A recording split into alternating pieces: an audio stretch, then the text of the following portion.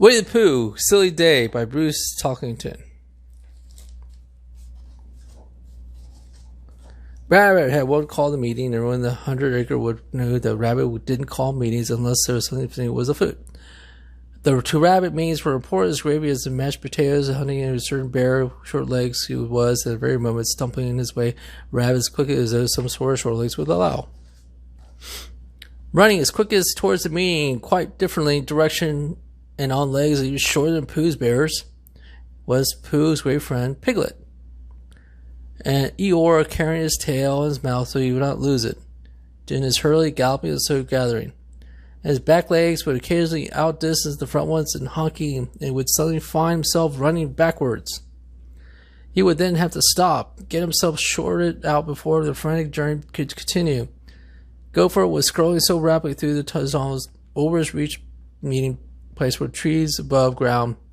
Quick juggling neat jaws to the roots in passing, and then above the trembling treetops, Tigger tore toward the meeting a series of tremendous bounces.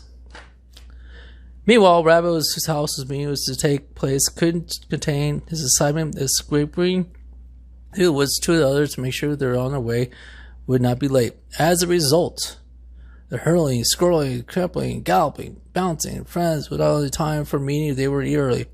Everyone arrived at a particular crossroads at precisely the same moment, all moving too fast to stop until they tumbled heads over heels at another and would have gently sort of tangled the tiger up top the gopher on the bottom while Eeyore's tail drifted down to lay limply across the muzzle. Gotta bounce. I suppose, sniffed Rabbit, that they're all untangled themselves, but I dusted off those dust places that we can call a meeting in order to right here, right now.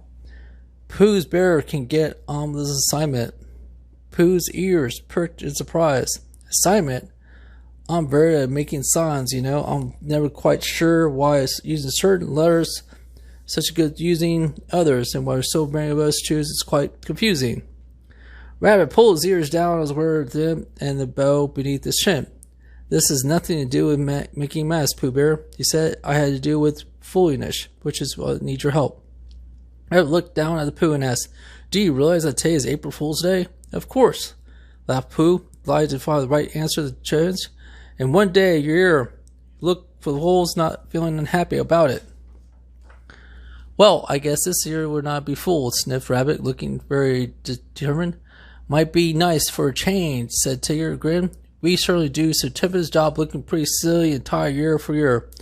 "You can't say that again," agreed Eeyore. "But today is someone else's turn, delight," chuckled Gopher. "Really? Whose turn is it?" "I think Gopher means that he wants us to fool April Fools before he fools us." "No fooling," Pooh Parent suddenly excited. "You don't think you could be impolite, do you, Pooh?" "Humble Eeyore. I mean, it's been his day at all." "My goodness, no laughing, Pooh. Who could enjoy being fooled? April's Fool, especially April's Fool." Pooh leaned close to his friends and whispered, "How are you going to do it?" Rabbit whispered back, "You're going to find April Fool. Bring him back to my house." "I am." "But be careful, Pooh," winked his friends tight squeeze. "I've heard that April Fool can look like anybody." "He can." "Absolutely. That's how he fools you. Don't you worry, Pooh," Tigger answered, slapping on his back. "Find nobody knows more about foolishness than you do." As others hurried off Rabbit's house and prepared their house for April's Fool, Pooh scratched his head furiously with his both hands. It didn't help. He hadn't the faintest idea where to start looking for April Fool or what to do by himself. But it always seems that the best ideas came from Pooh's head with his simplest, emptiest. All he once did is call Fool, Rhythm, and Pool.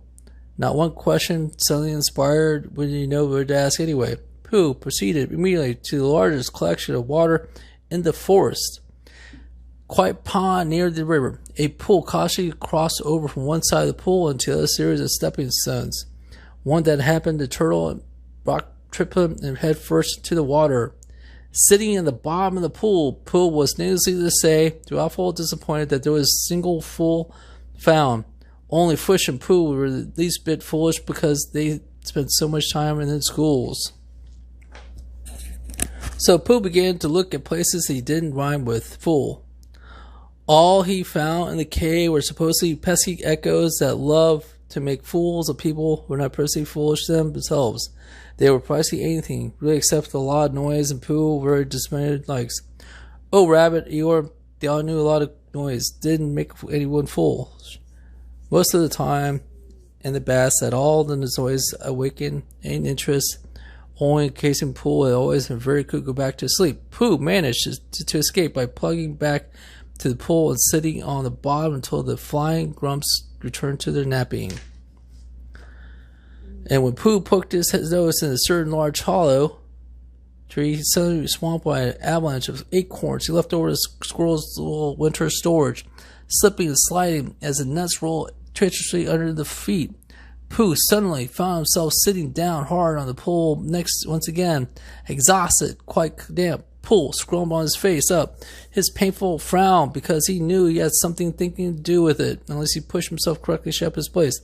Pooh was positive his friends were right in thinking that they could find April Fool because his foolishness was, after all, something he had a great deal of experience. Besides that, he couldn't remember his friends ever being wrong. He also couldn't remember that he was his breakfast, that he didn't matter, because it was time to get to the bottom of things, and he sat down in the first place. Pooh sighed and unscrewed his face. Perhaps I should go to Rabbit's house and ask for help, he asked himself, but he immediately shook his head. No, that would be foolish. They'd be busy getting ready to fool to April Fool. All at once, Pooh sat up and straight up and smiled his face. His foolishness go to Rabbit's Pooh, exclaimed, and that's April's Fool would be. Pooh jumped to his feet, weighed and sure, and I'm sure it'll be right there because I don't have myself a pretty foolish idea. So foolish, in fact, that I don't even know what I am talking about. Without wasting another moment, Pooh set up as fast his dripping legs and carried him. Rabbit's house. Everyone was ready for arrival of April Fool. Rabbit, he had a huge bucket of water over his front door to spill the Fool entered. Pig was nearby with a very small, very tasteful cream pie and made Esposito told his face. Off to one side stood Tigger with a huge pepper shaker sprinkled Fool's nose. A small rag in the entryway was clamped because firmly Eeyore's mouth yanked under the Fool's feet. Finally, Gopher was prepared to spill a bag of fluffy feathers that clanged in his damp house and resembled a giant chicken. A gag was ready to everything except for wet sticks.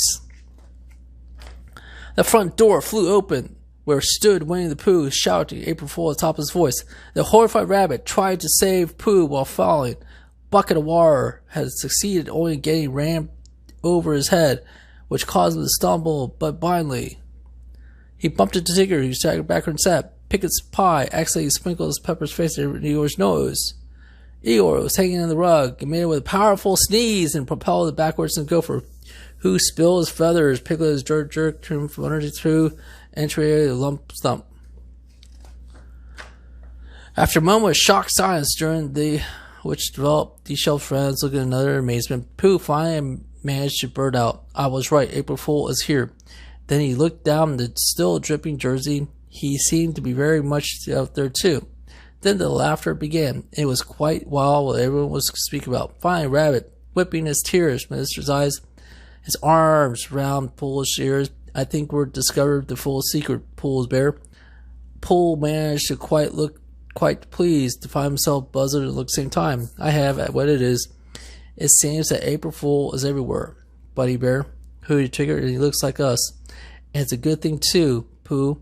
And that's what Pooh Bear demanded. Pooh tried to remove a particular large feathered small ear. Because of this, then we went laugh at one another, and that alone, or I'm being foolish. No, Pooh, he smiled, not this time, and the laughter began again and went on for a very long time.